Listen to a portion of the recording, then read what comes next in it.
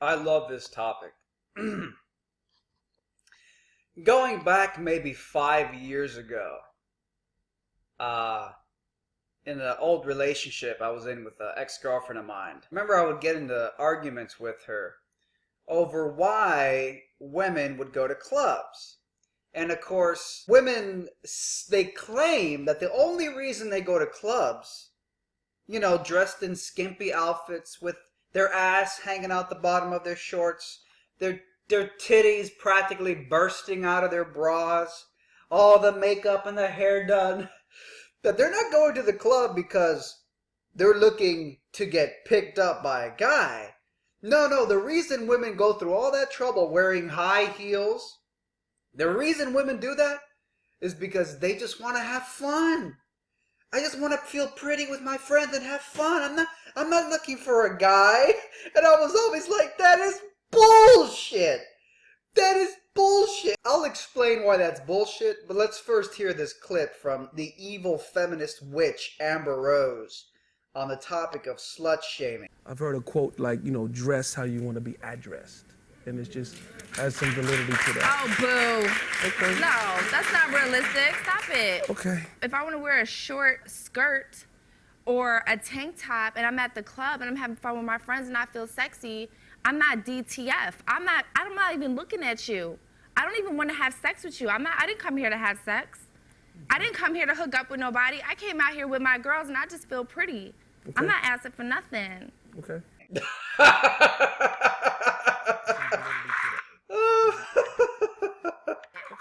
I want to wear for a tank top.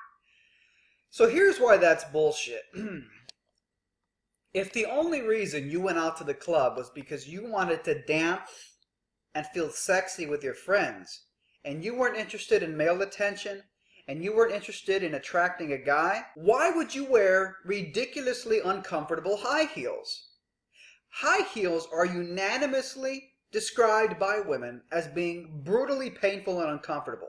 If the only reason you're going out is because you want to dance and have fun, why would you put on shoes that are counterproductive to dancing because they're so painful, yet those same shoes are actually productive towards attracting men? Because that's the purpose of high heel shoes. It's to elongate the shape of a woman's legs to make her more attractive.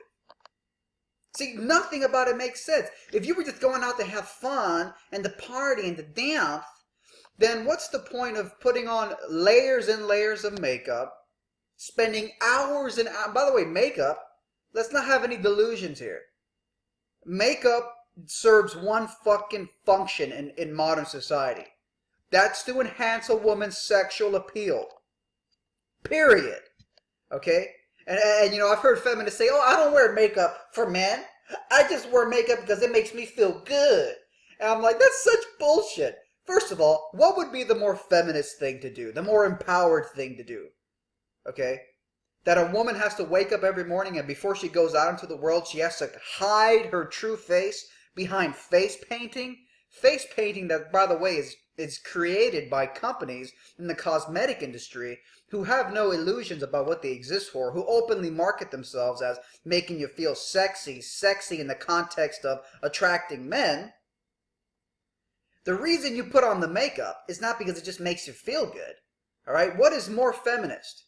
A woman who has to hide what she truly looks like behind face painting? Or a woman who can accept the way she looks and doesn't have to hide it? So this idea that makeup is a feminist thing is the most retarded rationalization I've ever fucking heard. The more feminist thing to do is to not wear makeup. So this idea, oh, we just go out to party, we just go out because we want to have fun and dance and dance. That is bullshit. You're going out there, and whether you admit it to yourself or you admit it to others, maybe this is just one giant cognitive dissonance in your mind, because in this modern feminist age, being a feminine woman who wants to get swept off her feet by a man, that's politically incorrect. You are shamed for it. Of course, I don't want to shame women for it. I want to accept women for the feminine beauties they are, the way they naturally just want to get on their knees and serve the cock. Women in their unique capacity. When you think about it, I mean, there's something about women can get pleasure from being impaled by a penis. Like, You think being impaled by a penis would hurt, yet women get pleasure from it. Women are magical. They literally are magical. They literally are like non-realistic beings. It's fucking crazy. And when you think about femininity and the feminine energy, but that's a whole other topic that I can really go hours into probably, but we won't go there now. So no, it's complete bullshit. If you guys are really just going out to dance and have fun, take the fucking high heel shoes off that you admit are brutally painful and counterproductive towards dancing. Don't fucking spend hours and hours making your body look appealing to men, all just so that when you're on the dance floor shaking your ass to claim, oh, I'm not here for men. That's bullshit. That's just one giant shit test. You know what a shit test is? A shit test is when a woman pretends to not like you, or playing hard to get it's called. Pretends to not like you. It's called playing hard. Let's go with playing hard to get. Pretends to not like you, or kind of pokes jabs at you to test you, throws little insults at you. A lot of women, they do this. It's called playing hard to get. They don't actually dislike you. They're just testing to see how much of a man you are. So these women are out there shaking their asses, tits popping out of their fucking push-up bras. And they claim that they're just there because they just want to have fun and dance. They just want to feel sexy. As Amber Rose said, you want to feel sexy? Well, what is the definition of feeling sexy? Sex. Sexy. Sex. In the context of sex. You are there for male attention. Why would women pretend that that's not why they're there for? Because it's one giant act of playing hard to get. Amber Rose's recent adoption of feminism is one giant playing hard to get. It's one giant way to sift out men who are too timid to approach a woman who says, I don't like you, and the man who's ballsy enough to assert himself and persist in the face of her playing hard to get, her feigned resistance. This is why the friend zone exists, by the way. And then she ends up spreading her legs, not to the timid guy who was so respectful of her, but she'll spread her legs to the alpha male who bulldozed in there, asserted himself, persisted in spite of her fucking resistance, and then won over her fucking heart. So all this shit, oh, we're at the club, we don't want to get hit on by men. We don't want no men hitting on us. We just want to dance. That is a fucking facade. That is bullshit. You're there for cock, but you're only there for a certain kind of cock.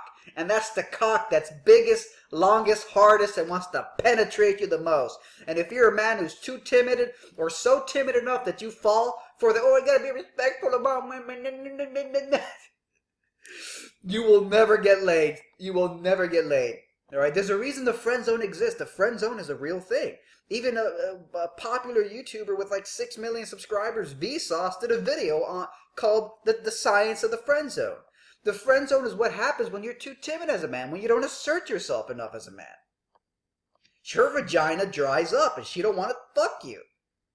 So, Amber Rose is an evil feminist witch, and it's pretty obvious that she is head of the playing hard to get lobby.